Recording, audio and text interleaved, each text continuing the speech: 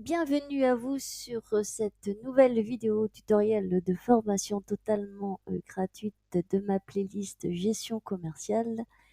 Vidéo qui fait suite à la vidéo précédente sur les bases nécessaires à l'équilibre du bilan.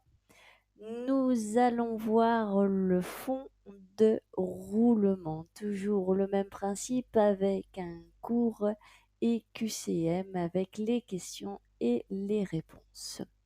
Pour toutes les personnes qui découvrent ma chaîne vidéo grâce à cette vidéo tutoriel de formation, il est super important que vous vous abonnez et cela est totalement gratuit. Alors, comment faire?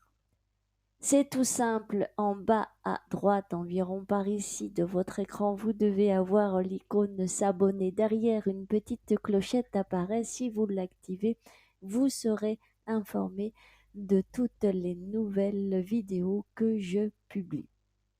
Bien sûr, avant de regarder cette vidéo, il est nécessaire de regarder les vidéos précédentes de cette même playlist puisque c'est sur la continuité de la même société.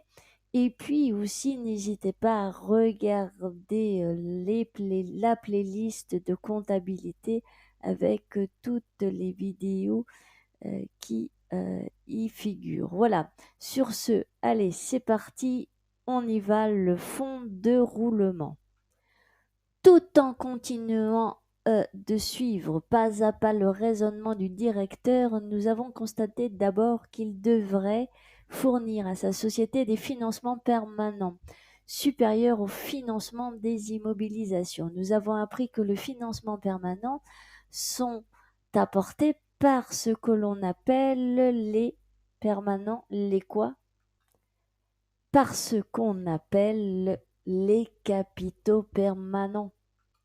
En effet, la part des capitaux permanents dépassant le montant total des immobilisations est appelée le fonds de roulement, en abrégé FR. Schématiquement, nous avons donc toujours par rapport au bilan, puisque nous sommes dans la notion de l'équilibre du bilan.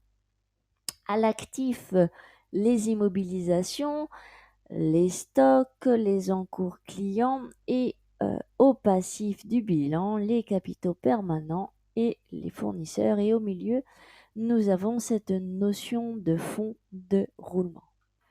Comme le terme immobilisation, l'expression fonds de roulement est parfaitement imagée. Elle représente le financement permanent qui, au-delà des immobilisations, est apporté à une entreprise pour lui permettre de fonctionner. Nous pourrons dire pour lui permettre de rouler. En termes de gestion, on dit que le fonds de roulement finance le cycle d'exploitation de l'entreprise. Pour un commerçant, le cycle d'exploitation comprend les achats de marchandises, le stockage, les ventes de marchandises et le crédit aux clients. Donc, si le total des capitaux permanents dont dispose une entreprise est de 20 000 euros et que ces immobilisations ont une valeur totale de 5 500 euros, ces fonds de roulement est de 14 500 euros qui correspond aux 20 000 euros moins les 5 500 euros. Nous avons vu que la société a posé le problème de savoir quel devait être le montant de son fonds de roulement. Il a constaté que le financement de son cycle d'exploitation devrait être également à le montant de son stock plus le crédit à ses clients moins le crédit de ses fournisseurs. En termes de gestion, on dit que le directeur a calculé le besoin en fonds de roulement. abréviation BFR, de son entreprise. Par conséquent, le besoin de fonds de roulement d'une entreprise est donc égal à les stocks plus les clients moins le poste des fournisseurs, bien sûr. Comprenez bien la différence entre le fonds de roulement FR et le besoin en fonds de roulement BFR. Le BFR exprime le besoin idéal de fonds de roulement de l'entreprise. Il peut varier de façon importante en fonction de son activité. Une forte activité en augmentant le stockage et le poste client le fera augmenter, car il est peu probable que le poste fournisseur soit augmenté du même montant. À l'inverse, une baisse de l'activité le fera décroître. Le fonds de roulement est le financement qui est réellement donné à l'entreprise pour permettre son exploitation. Il n'est pas obligatoirement égal aux besoins en fonds de roulement. Il est d'ailleurs susceptible de varier au cours de la vie de l'entreprise. Nous verrons plus loin dans quelles conditions.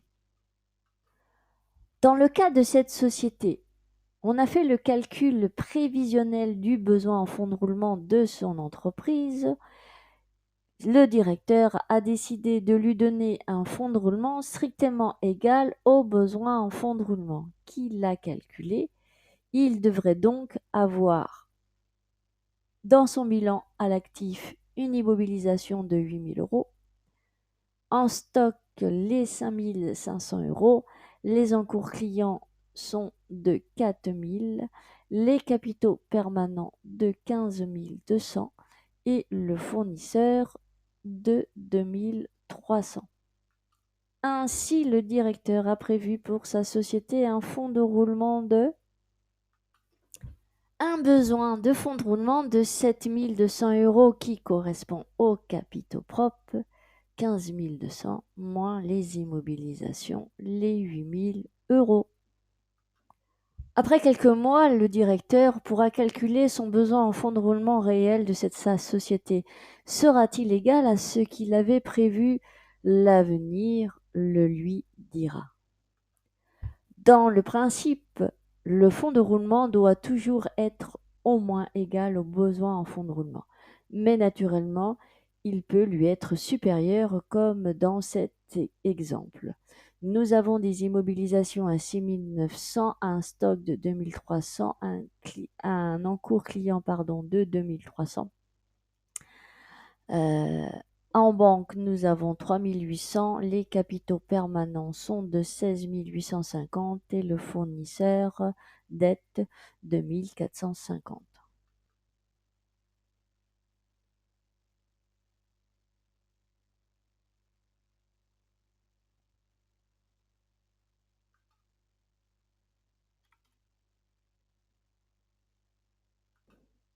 J'avais pas vu que ça continue à enregistrer, n'hésitez pas à accélérer. À 6 950 € qui correspond aux capitaux permanents, les 13 850 moins les immobilisations, les 6 900 €. Donc FR 6 950, alors que le besoin en fonds de roulement, lui, est égal à combien? Son besoin en fonds de roulement sera égal à 3 150 qui correspond au stock, les 2 300 € plus les encours clients, les 2 300 €, ce qui nous fait 4 600 € moins les fournisseurs qui sont à 1 450 €. Ce qui nous fait bien un besoin en fonds de roulement égal à 3 150 €. L'information est donc là, le fonds de roulement 6 950, le besoin en fonds de roulement 3 150. Si vous avez besoin, faites une marche arrière dans la vidéo. Et naturellement, puisque le fonds de roulement est supérieur aux besoins réels de l'entreprise, il reste de l'argent inutilisé qui se trouve dans le poste banque. Le montant en banque est strictement égal à le fonds de roulement moins le besoin en fonds de roulement, ce qui fait 6 950 moins 3 150, pardon, ce qui nous fait bien 3 800 euros. Ainsi, nous pouvons démontrer mathématiquement parlant que le fonds de roulement moins le besoin en fonds de roulement est égal à la banque.